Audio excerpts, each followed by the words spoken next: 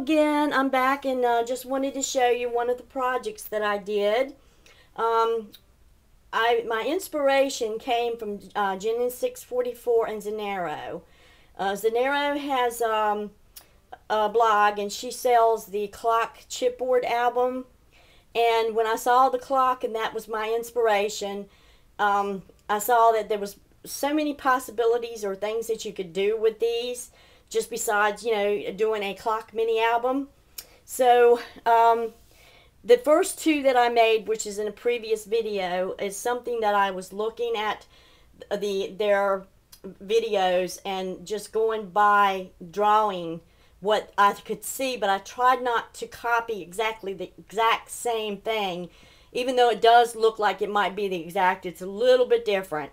Well, anyway, after I made those two, my mind just went crazy. I mean, it just went, the mind was saying, oh my gosh, I can make this pattern, maybe I can make that pattern, let me try this out. So I had a ball playing with paper this week, and I was, you know, drawing out certain patterns, and I would open it up, you know, cut it out, open it up and look at it, and I'm saying, nah, so that got balled up and thrown in the trash can. Then I tried another one, and that got balled up and thrown in the trash can. Then I came out, and then I started getting a little bit better. And this is the blue one. So I have a swap that's getting ready to mail out on Monday to Luisa. We decided to do just a swap together, just me and her. And I'm giving her a choice between the blue and the pink one. So I want her to see which one, and right now I'm showing the blue one. Now the blue one does have the acetate on the front. I made the digital image I got off of Roxy Carr-Levin's blog. She had some free digital images to share, and I decided to look at her digital images, and she had the perfect one that just went great for this frame. So I drew this frame out with chipboard. I had to sand the sides down, cut it, you know, with scissors. Very hard to cut this chipboard. The chipboard I got is a little on the thick side, so it's pretty pliable. I mean, you know, it's very well kind of hard to bend and stuff. But anyway, I cut the chipboard out and just put some K & Company paper. I'm not sure exactly what the pattern name is called. It's one of those stacks that I bought from Joann's Fabrics and raided like 7 different scrapbooks of paper that were on sale for like 50 and 60% off. So that's what some of this paper. So I used the K & Company paper, distressed it with walnut stain, put the blue, like a baby blue or a powder blue, Chinese braid, and used my paper roses and paper rose buds. The lace is actually antique lace that I bought from a lady off of eBay. Unfortunately, this woman did a very big mistake, and there's a lot of eBay sellers that do it all the time.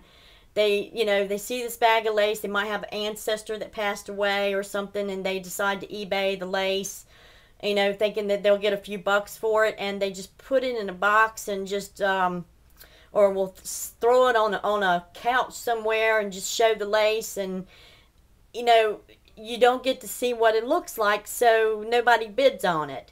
And I just happened to get lucky, and I bid on a box of lace back in February or January. I think it was in February. And the lady had it for $9.99 to start out with, and I think it was $9.80 or something like that shipping. Oh my God, when I got that box, I was literally shocked, because she had, she basically took whoever it was as lace and just threw it in a box and did not even go through it or nothing. And I was finding dates of 1940 all over in this box. So I think this lace is from the 40s. It has to be. And there's some of the lace that is so old that it's, you know, some of it wasn't any good. I had to throw it away. But there was a lot of fantastic good lace in that lot that she gave, and the box was humongous. I mean, I got like, it must have been about 200 yards. It had to have been. I mean, it took me a week to go through this lace and you know, put it around cards and try to save, you know, save it nice and neatly where I can go through my colors and find what lace I wanted to use. Well, anyway, so this is antique lace, and what I did is the bow, I made one strand longer and one strand shorter just to give it some dimension, like this right here.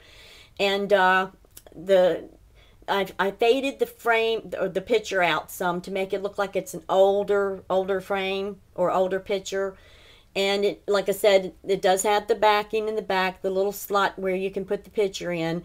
I've got it also, the picture a little bit larger, so when the person, you know, if you want to take out your picture, you ain't got to go down there and dig. So I've got a little gap in there so it can be pulled out and put back in an easier way.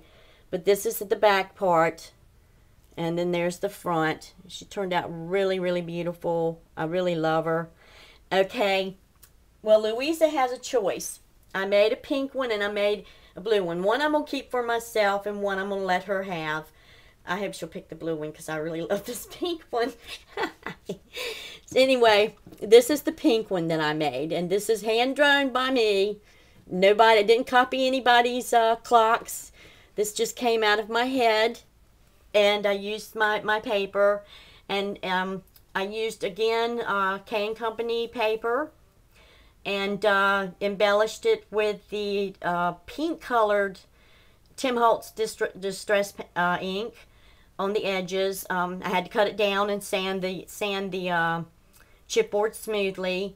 And what I did, if you notice, this lace is the same as this lace here, and it's flat.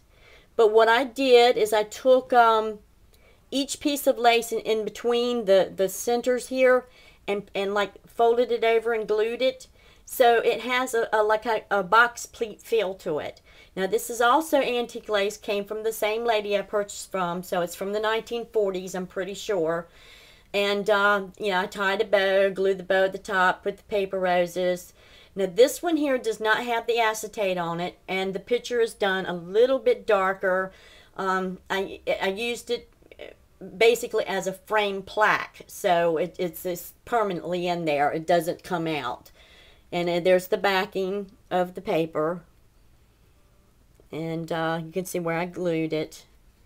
So, Luisa, when you get a chance, I'm going to PM you, though, so you can see my message.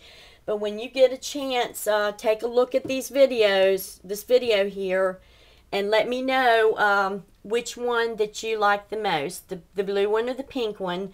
I'm going to give you a choice. If you choose the pink one, that gives me a chance to go ahead and get it packed up in the box. I want to get it packed up nicely because I don't want this to get destroyed. But you have a choice of the blue one or the pink one. And like I said, the pink one is permanently, you can't remove the photo. But the blue one is where the photo can be removed. I personally would like to keep the photo in. I mean, with me, I'd keep the photo the way it is, because that's what makes it look so shabby chic and gives it that artistic look. Probably a new photo put in there just wouldn't look right. I don't think it would. I mean, with the idea of... But these are the two that I have made by myself. Nobody, didn't copy anybody. Just, it was in my head, and this is what I did. I wouldn't mind finding someone. I don't know if... I've noticed that there are some people that have the chipboard albums that they're selling, and if somebody can tell me or email me or PM me and let me know what they're doing to get these chipboard albums made, I would deeply appreciate it, or what they're using. Like I said, I'm new in the paper crafting world. I mean, I do make my own little stuff, but I don't have like the machinery that some of you guys have got, and don't really know what I would buy. I mean, I've got a big shot machine, but I don't have dies like this, you know, and there's no way you can make a die like this in that big shot because the big shot's too small. So wherever you're getting your chipboard cut out or what you're using for the chipboard, if you could possibly PM me and tell me what you're using, I would really love to find out, because I would not mind selling some of my chipboard designs. Because now that I've got these two made out, I mean, you wouldn't believe what's going on in my head. The possibilities are endless here. I've been for 3 or 4 days just thinking of things that I can conjure up with the chipboard now. So, and I mean, I'm going to bed like in my sleeping, and all of a sudden it's like, ding, there's this picture in my head, and I'm getting out pieces of paper and I'm drawing this stuff. I've got like 10 or 15 sheets of ideas that I've already drawn out and cut out, but I just haven't cut the chipboard yet. So, I mean, I would really, really love to find out how these people are getting, you know, the chipboard. Are you cutting this out yourself and sanding it down, or do you have some kind of machine that I'm not aware about that does this for you yourself, or do you cut this out by hand yourself and sand it down? Because, like I said, these were hand cut by myself and sanded down. So if I can get the machine to copy my work, I would love to be able to sell some of the creations that I have created. I'm not even going to show you these projects until I have finished them, but these are two of mine that are not on YouTube and have not been copied from somebody. So this is what one person's inspiration did. I saw Zenero's mini album, liked the pattern, and I saw Jenny 644 take a clock frame type thing, and she turned it into a picture frame. And their inspiration is what caused me to do this, and look at what I've done. So, like I said, I'm not trying to copy anybody's work, but you know, when you see somebody do one thing and you like what they do, sometimes it helps another person to be able to create their own masterpiece. They just needed the idea clicked in their head. So that, you know, once they got that idea, then they went off with it, and boom, you know, they've got their own little masterpieces that are not Jenny 644's and arrows. It's their own work, but their inspiration came from that person. And I think that's one thing about the art world. You know, every artist and every crafter has a certain person, whether it be a grandmother, an aunt, cousin, you know, a art class teacher, or they studied art in school. Everybody has that one inspirational person that helps them to go where they need to go in their art field. So, I mean, that's the bottom line. So, a lot of times when people think, you know, you're copying somebody's work, or you're, you know, that person, well, she did that, she did a tutorial on that. Well, it's great, she did a tutorial, and I learned from her tutorial.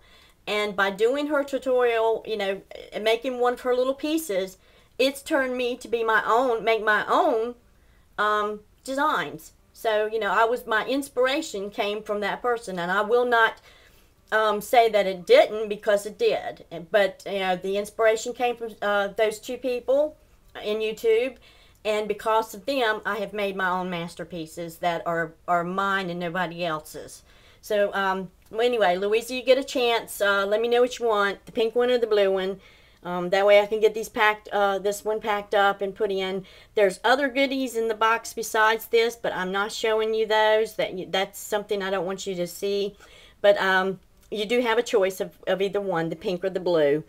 Also, I missed something in the internet. I don't know how I missed that. I mean, when I did my haul video, I had one last thing I was going to show, and somehow or another I missed it.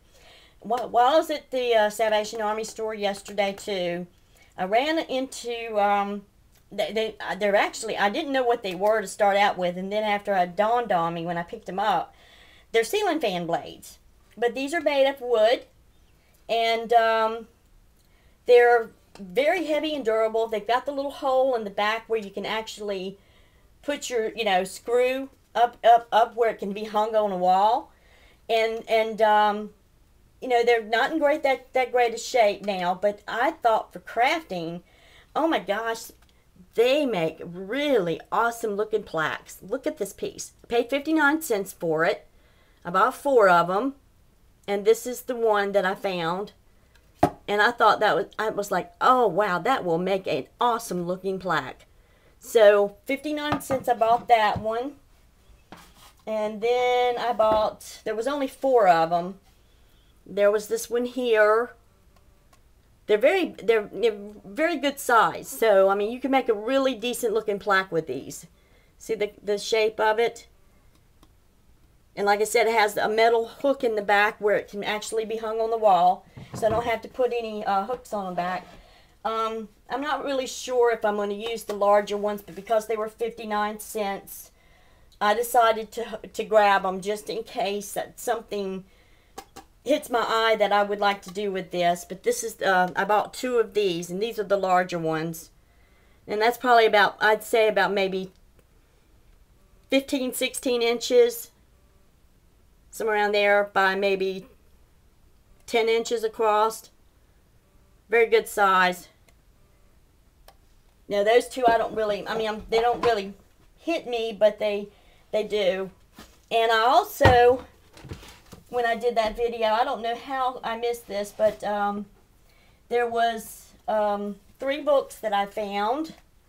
One's called Transition by Will Durant, and it was dated 1927. And I do like to read old books. I don't know what it is about the old books, but the old books, for some reason, to me, they take me into a different world. And, you know, there's so much violence. Every time I read a book, it's sex, violence, drugs, rock and roll. And I just want something from a different time frame. And I got this book. And they're hardback books where I buy from is $1. And there was an adventure book that is dated, let me see, there was a date in here, if I could find the date. This one here is dated 1938, and it's got like tons and tons of beautiful engravings and photogravures, and back in there they used a different kind of ink also in their books. So the ink that you're seeing today is no ways as beautiful in the books like they had back then. But like this is an example of one. It's very beautiful. And it's just it's an old antique book. And I am a collector of antique books. I've actually had some books that I've thrown in eBay in the past and got $200 for them. So, I mean, I know my books, but some are valuable, and then there's some that you will only get maybe $5 or $6 for them. You know, that's just the bottom line. Some you may get $10. Just depends on the book. Then there was this book here, which is from 1964. It's a beautiful Bible story book. It needs some cleaning on the outside. See, it's got a little spot up there. I can get that off. I have the stuff that that cleans these books up and makes them look almost like new on the outside. And there's the beautiful pages there, and that's $1. I don't know. I just it just kind of drew my eye. It's just one of these books that you look at and you kind of like appreciate the way it's made, and the pictures that are in it. Also, kind of like a little coffee book table book. So when you have company, you can, you know, just have it somewhere decorated. So this is one I might redecorate this one a little bit differently, cleaned it up real good, and just decorate it to put on an end table. But anyway, I paid $1 for those. So I missed a couple of things on my thrift store haul. So anyway, I've got everything I've shown now. And like I said, Louisa, you get a chance, PM me and let me know, pink or blue, because you have a choice. And I will go ahead and pack this up and put it in the box. The other goodies, I'm not going to show you, but this is the one main item that I did. And then there's some other goodies in the box that I have made also, but I can't show you those.